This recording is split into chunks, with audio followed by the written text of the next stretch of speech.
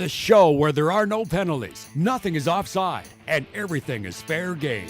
This is The Gloves Are Off.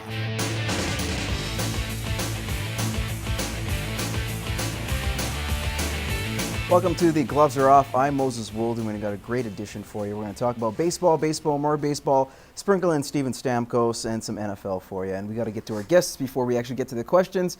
And I'm pleased to be joined by not Bucky. Bucky is away today.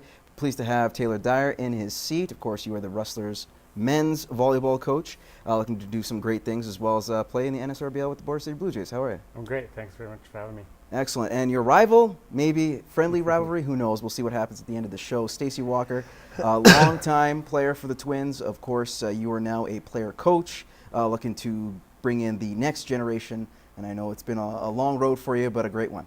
Yeah, it's been fantastic.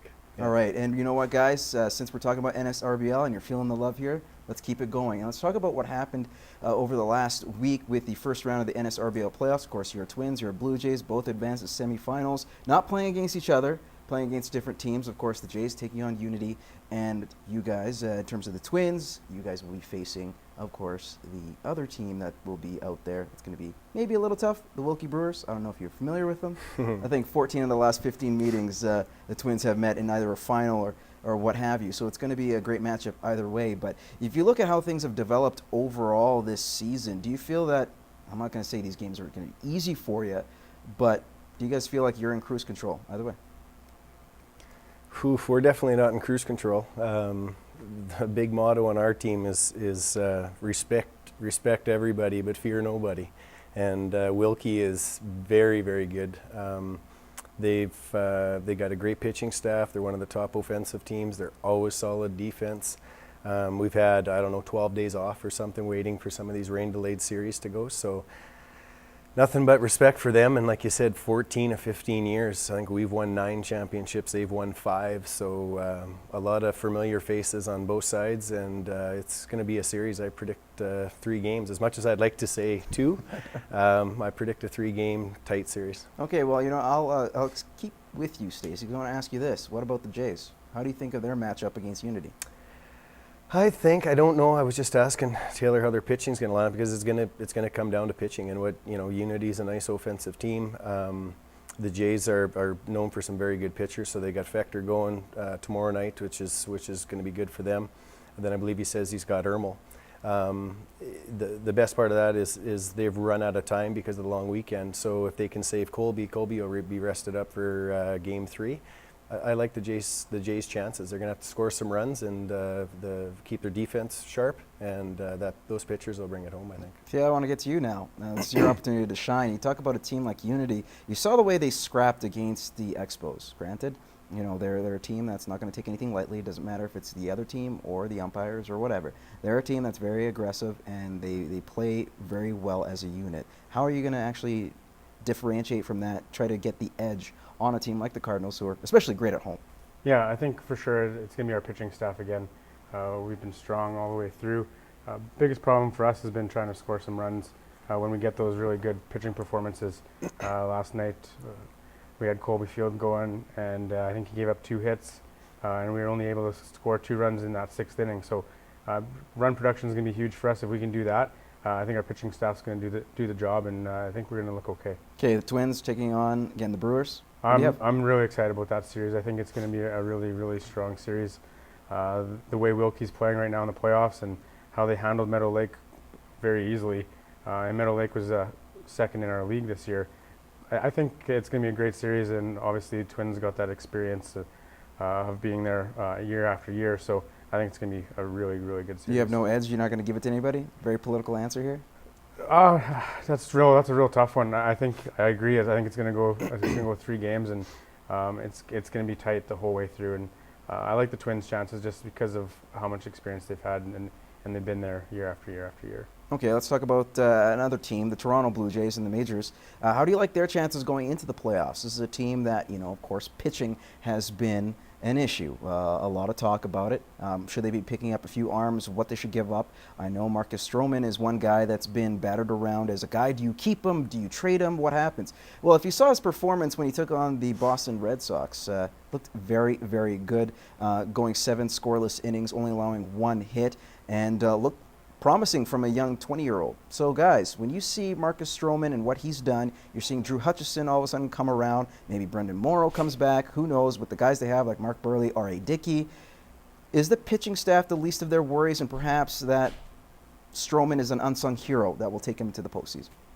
I mean, that's going to be too tough, I think. These guys are 20, 21, 22-year-old guys, and I mean, playoffs is a whole other ballgame.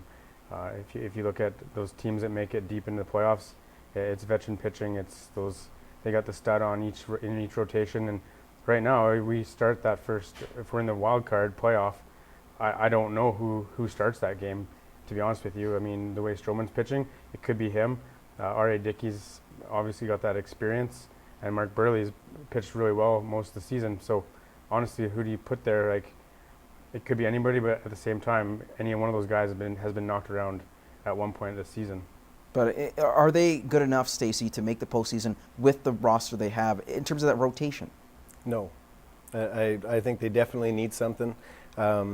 Just like anything, whether you're talking NHL, Major League Baseball, whatever it is, like a rookie or those 20-year-olds or 20-year-olds, and they haven't been there, you're going to get the odd person that lights it up and just has that career, month of baseball.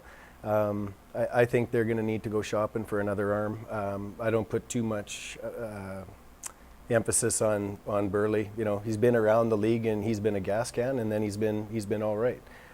Dickey, is his knuckleball working or is it not? So very, it's a nice pitching staff, but it's not your World Series caliber pitching staff. There's still some question marks there, and I think the Jays need to do something moving forward. I'm really disappointed they didn't make a move on Samardzija, and look at Oakland, right? They did it at the right time, and that's that Billy Beane again, right? He's that general manager that gets things done, and I wish that we would have been the first one in there. Okay, very quickly, what about the Tampa Bay Rays? Guys, you have a team that looked like they were out of it from the beginning of the year. All-Star break, they roughly had to play about, 700, 650 ball in order to just make the playoffs. They're about, 4 games back of a wild card spot. Do they keep Price, and is this a team that the Jays should watch out? Because you never know, especially with Madden as a great manager they have out there. Certain players, they just seem to find ways to win. I think those top 8 teams, all have a very good opportunity to make. We see it every year. We see a collapse where a team will come back from 8 and win the last 10 games and win out of the season. I don't think Tampa Bay has it. I put the Yankees, Baltimore, even teams like Seattle. Tampa's very good, but I don't know where they are now. They're 4.5 in a wild card spot, which is, but so are 7 other teams. They started the season 9 wins in a row, or at least after the All-Star break, winning 9 in a row. Got that snap the other night, but still, that's pretty impressive. You look at where they were to where they are now, 4.5 games is nothing. Yeah, you can also look at the Blue Jays last season. They had an 11-game win streak, and people were buzzing and things like, are we going to make a playoff? Are we going to make a wild card? I mean, it's the same thing. I think Tampa just got hot at the right time, and now they're making some waves, but they're going to have to do that again at some point to make up that 4.5 games just to get into the wild card. And that's with 4, 6, 8 other teams also biting for that last wild card spot. So it's not going to be an easy thing, but can you count them out? I don't think you can. I mean, they do have Madden. Longoria is a fantastic player, and their pitching staff's okay. Here's the thing now. This is the last question I'm going to ask you. It's yes or no. Do they trade David Price, or should they trade him? Absolutely not. You're 4.5 out, and like we all agreed, like they do have a shot at it. What I was going to say is don't forget the old LA Angels over in the other side in the West. If Oakland wins the division, LA's got a nice team, good pitching staff too. So that's a yes from you. Say no. What do you say? Trade them? Don't trade them. I think if they're looking to get the most out of their most for their buck, I think now is the time because I think they could do very well in a trade for David Price, but at the same time you want to win, and I think he needs to be there if that's what you want to do, and if making a run into the playoffs is what you want, then you can't trade him. All right, guys, we're going to take a quick commercial break. When we return, we're going to talk about the Saskatchewan Roughriders and the recent success over the Toronto Argonauts.